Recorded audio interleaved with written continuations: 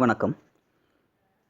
Trust எக்ஸாமில் மனத்திறன் பகுதி mental ability test அப்படின்னு சொல்லக்கூடிய பகுதியிலிருந்து 25 கேள்விகள் கேட்பாங்க. இப்போ அந்த கேள்விகளுக்கு எப்படி பதிலளிக்கலாம் அப்படிங்கிறத பார்க்கலாம். இந்த கேள்வி 2019ஆம் ஆண்டில் அரசு தேர்வில் கேட்கப்பட்ட ஒரு கேள்வி. இங்கே 4 ஆப்ஷன்ஸ் கொடுத்துருக்காங்க. ஆனால் எந்த மாதிரி கேள்வி அப்படிங்கிறத அவங்க எதுவுமே உங்களுக்கு என்ன செய்யலை, கேள்விகள் கேட்கலை. இப்போ வழக்கமாக என்ன செய்வாங்கன்னா ஒரு கேள்வி கொடுத்துட்டு அப்புறமேட்டு அதுக்கு ஆப்ஷன்ஸ் கொடுப்பாங்க. ஆனால் இங்கே வெறுமனே ஆப்ஷன்ஸ் மட்டும் இருக்குது. அப்போ இந்த மாதிரியான கேள்விகளுக்கு என்ன பண்ணணும் அப்படின்னம்னா, இதில் 3 விடைகள் ஒரு சார்பு கொண்டவையாகவும் 1 மட்டும் அதிலிருந்து வேறுபட்டதாக இருக்கும். நம்ம ஆட் மேன் அவுட் அப்படின்னு நம்ம சொல்லுவோம். சரிங்களா? அப்போ 1 மட்டும் வேறுபட்டு இருக்கும். அதை மட்டும் நாம் என்ன செய்யணும், கண்டுபிடிக்கணும். இப்போ இந்த கேள்வியில் பாருங்கள், இயற்பியல், வேதியியல், உயிரியல் அப்படின்னு இருக்குது. இந்த 3மே என்ன பாடத்தோடு தொடர்புடையது? அறிவியல் பாடத்தினோடு தொடர்புடையது. சரி, இங்கே பாருங்கள் வரலாறு அப்படின்னு இருக்குது. இது என்ன பாடத்துக்குரியது? சமூக அறிவியல் பாடத்தினுடையது. அப்போ எந்த ஒன்று மட்டும் வேறுபட்டு இருக்குது? நமக்கு வரலாறு அப்படிங்கிறது மட்டும் வேறுபட்டு இருக்குது. அப்போ இந்த கேள்வியினுடைய விடை என்னது? நமக்கு வரலாறு அப்படிங்கிறது. சரிங்களா? இப்போ அடுத்த ஒரு கேள்வி பாருங்கள்.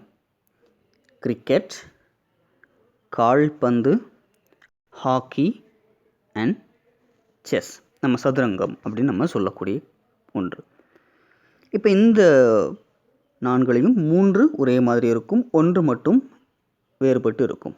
யோசிச்சு பாருங்கள், இந்த 3க்கும் உள்ள ஒற்றுமை என்ன அப்படிங்கிறத யோசிச்சு பாருங்கள். கிரிக்கெட், கால்பந்து, ஹாக்கி, இந்த 3மே அவுட்டோரில் விளையக்கூடியது, அதாவது வெளிப்புற விளையாட்டுக்கள் அப்படின்னு சொல்லக்கூடியது. ஆனால் இந்த செஸ் அப்படிங்கிறது சொல்கிறத மட்டும் நம்ம என்ன செய்வோம்? இன்டோர் கேம்ஸ், அதாவது உள்ளரங்க விளையாட்டுக்கள் அப்படின்னு சொல்லுவோம். அப்போ இந்த 3ம் ஒரே மாதிரி இருக்குது. எது மட்டும் தனிச்சிருக்கு? செஸ் அப்படிங்கிறது மட்டும் தனிச்சிருக்கு. அப்போ எது விடையாக வரணும்? நமக்கு இங்கே செஸ் அப்படிங்கிறது மட்டும் விடையாக வரணும். அடுத்தது பாருங்கள், சிலப்பதிகாரம், மணிமேகலை, மகாபாரதம், சீவக சிந்தாமணி. இதுவும் முந்தைய கேள்விகள் போன்றது தான். எது ஒன்று வித்தியாசமாக இருக்குது அப்படிங்கிறத யோசித்து பாருங்கள். முதல்ல நீங்கள் என்ன பண்ணணுன்னா, கொடுக்கப்பட்ட 4 கேள்விகளில் 3க்கும் ஏதோ ஒரு தொடர்பு இருக்கும். அந்த தொடர்பை நீங்கள் கண்டுபிடிச்சிட்டிங்கன்னா இதில் முழு மதிப்பெண்கள் நீங்கள் என்ன செஞ்சிடலாம், எடுத்துடலாம். சிலப்பதிகாரம், மணிமேகலை, சீவக சிந்தாமணி, இது 50 காப்பியங்களில் இடம்பெறக்கூடிய ஒன்று. எது ஒன்று மற்றும் வித்தியாசமாக இருக்குது? மகாபாரதம் அப்படிங்கிறது மட்டும் வித்தியாசமாக இருக்குது. இது புராண கதைகள் அப்படிங்கிறதுனால இந்த மகாபாரதம் அப்படிங்கிறது மட்டும் அந்த 50 காப்பியங்களில் இடம்பெறாது. அப்போ எது நமக்கு விடையாக வரணும்? மகாபாரதம் அப்படிங்கிறது விடையாக வரணும். அடுத்தது கத்தரி, கத்தரிக்காய், உருளைக்கிழங்கு, வெண்டைக்காய், மிளகாய். இந்த 4ல் 3 விடைகளுக்கு உள்ள தொடர்பு என்ன அப்படிங்கிறத யோசித்து பாருங்கள். இதில் கத்தரிக்காய் பூமிக்கு மேலே விளையக்கூடியது, வெண்டைக்காயும் பூமிக்கு மேலே விளையக்கூடியது, மிளகாயும் மேலே தான் விளையும். ஆனால் இந்த உருளைக்கிழங்கு இருக்குது பார்த்தீங்களா, இது மட்டும் என்ன செய்யும்? பூமிக்கு அடியில் விளையக்கூடிய ஒரு கிழங்கு. சரிங்களா? அந்த மாதிரியும் எடுத்துக்கலாம். இன்னொரு விதமாகவும் இது சரியாக இருக்கும். எப்படின்னு பாருங்களேன். கத்தரி என்பது காய், வெண்டைக்காயில் வரும்.